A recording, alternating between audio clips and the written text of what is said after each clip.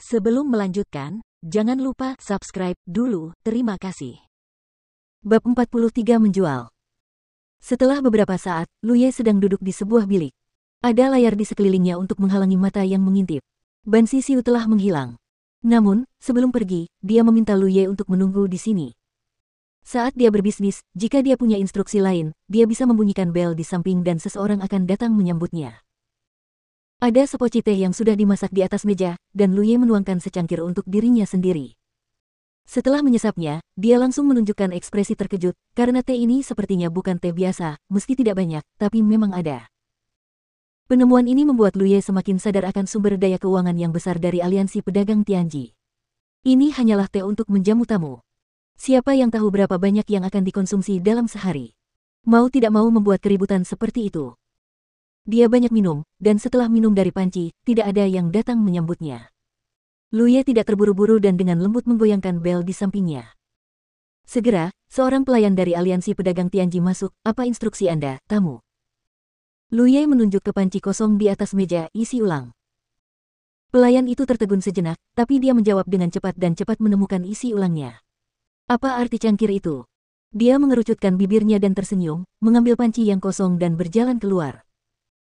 Setelah beberapa saat, teko-teh spiritual lainnya masuk dan dia meletakkannya dengan lembut. Tamu, harap santai saja. Baru setelah Luye meminum 3 teko-teh dia cegukan, lalu seorang wanita masuk dan berkata, beri jalan. Kamu telah menunggu lama sekali, aku telah bertemu denganmu teman Daois Liu Ruin. Aroma tubuh yang samar segera menempel di ujung hidung Luye. Dia mengenakan pakaian dingin dan memperlihatkan sebagian besar kulit seputih salju. Dengan suaranya yang lembut dan lembut, siau-siau suasana di dalam bilik menjadi ambigu. Tidak masalah. Wanita bernama Liu Ruin menarik kursi di hadapan Luye dan duduk, lalu mengambil teko dan menuangkan secangkir teh untuk Luye sendiri. Salju membuat Luye merasa pusing. Dia segera menyesap teh untuk menenangkan keterkejutannya. Luye memeriksa auranya ketika dia masuk, dan berspekulasi bahwa wanita ini seharusnya berada di lingki tingkat ketiga. Namun, auranya tidak jelas, dan sepertinya dia sering meminum pil untuk berlatih. Meletakkan teko teh, Liu Ruin berkata, saya ingin tahu apa yang ingin Anda jual. Luye mengeluarkan biji yang dia rencanakan untuk dijual dari tas penyimpanan kontak pertama dengan aliansi pedagang Tianji. Dia masih belum bisa memahami karakter aliansi bisnis ini. Apa yang dia keluarkan adalah yang dia ambil dari kios sebelumnya. Potongan biji ditempatkan di depan Liu Ruin. Dia mengambil salah satunya, memeriksanya sejenak, dan mengangguk sedikit. Potongan besi merah ini kualitasnya bagus, tapi sayang ukurannya agak kecil. Jika itu lebih besar, bisa dibuat menjadi pedang panjang. Dia mengambil potongan lainnya dan matanya yang indah berbinar, batu bintang dan bulan ini baik-baik saja, hanya ada sedikit kotoran. Lalu dia mengambil potongan ketiga. Luye melihat apa itu profesionalisme. Wanita bernama Liu Ruin ini tahu betul biji di depannya, dan semua komentarnya langsung pada intinya, meskipun Luye tidak banyak mengerti. Dia akhirnya mengambil biji yuanci dengan senyuman di bibirnya. Benda ini jarang terjadi di luar medan perang, dan bisa dijual dengan harga yang bagus. Dia meletakkan biji yuanci, memandang Luye dan berkata, ini sesuatu bisa dijual oleh Merchant Alliance seharga 50. Jika menurut Anda nilai 5 batu spiritual itu tepat, Anda bisa menukarnya. Berkat hasil pengamatan sebelumnya di pasar, Luye mungkin memahami daya beli 55 batu spiritual, dan harganya juga dalam kisaran yang diharapkan. Saat mendirikan kios sebelumnya, meskipun banyak orang yang menetapkan harga dengan tujuan mengambil keuntungan, secara umum Luye juga menggunakan ini untuk mengetahui nilai umum bijinya. Bisa dikatakan tidak jauh berbeda dengan kutipan Liu Ruin. Dia sedikit mengernyit dan berkata, ini sedikit lebih murah. Liu Ruin tersenyum dan berkata, tentu saja lebih murah daripada sesama penganut Tao yang menjual segalanya, tapi ini bisa menghemat banyak tenaga sesama penganut Tao, bukan? Keluarga Sang Meng memiliki bisnis besar, dan banyak orang membutuhkannya. Liu Ruin mengangkat tangannya dan mengusap dahinya, sepertinya dia sedang sakit kepala. Sebaliknya, itu menjadi lebih menawan. Oke, karena teman Tao itu tulus dalam menjual, maka saya akan memutuskan untuk menambah 4 batu spiritual lagi. Teman Tao itu tidak boleh membuat penawaran balasan lagi, kalau tidak saya harus membayar sendiri untuk bisnis ini. Memandang Luye, seolah-olah dia telah diintimidasi. Luye tentu saja tidak akan mempercayainya, tapi melihatnya seperti ini dia tahu dia tidak bisa menaikkan harga lagi, jadi dia berkata, oke. Liu Ruin tiba-tiba tersenyum seperti bunga, bagaimana kamu ingin mengirimkannya, sesama penganut Tao, batu spiritual atau ramuan spiritual? Bagaimana cara menjual pil spiritual ini?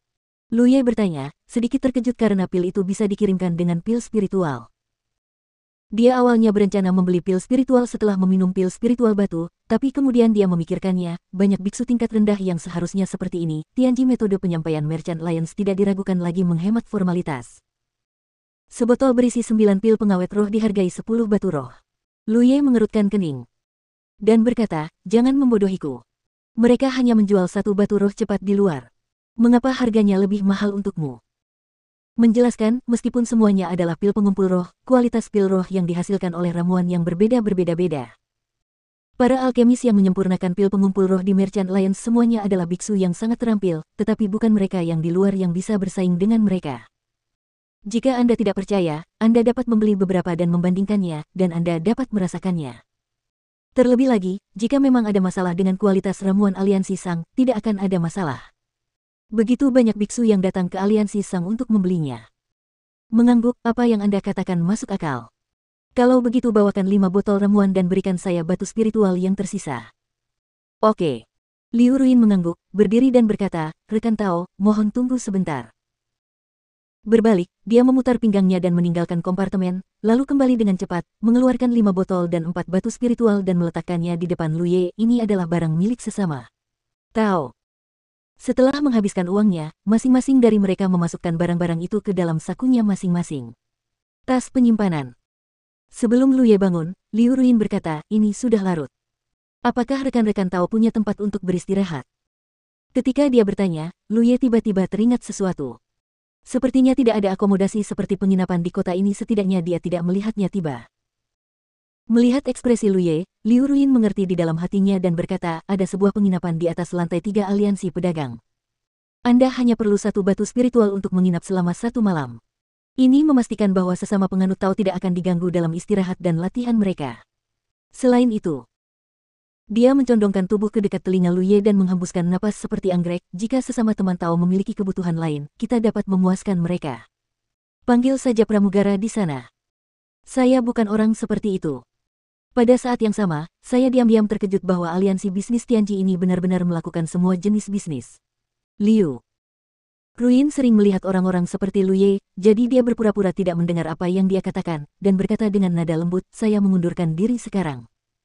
Jika Anda ingin saya melayani Anda dapat memanggil pramugara untuk menemui saya pada saat itu. Kepala Ye sebesar ember, aku sebenarnya bukan orang seperti itu. Setelah beberapa saat, Liu Ruin melihat kepergian Lu Ye, senyum di wajahnya memudar, dan berkata dengan marah, pria pelit. Dalam keadaan normal, biksu itu ada di sini. Jika transaksi besar dilakukan, 1 atau 2 batu spiritual akan dihargai, terutama setelah Liu Ruin menaikkan harga kepada Lu Ye. Ini adalah aturan tidak tertulis. Sayangnya, Lu Ye datang ke sini untuk berdagang untuk pertama kalinya, jadi tentu saja dia tidak tahu bagaimana cara memberi hadiah.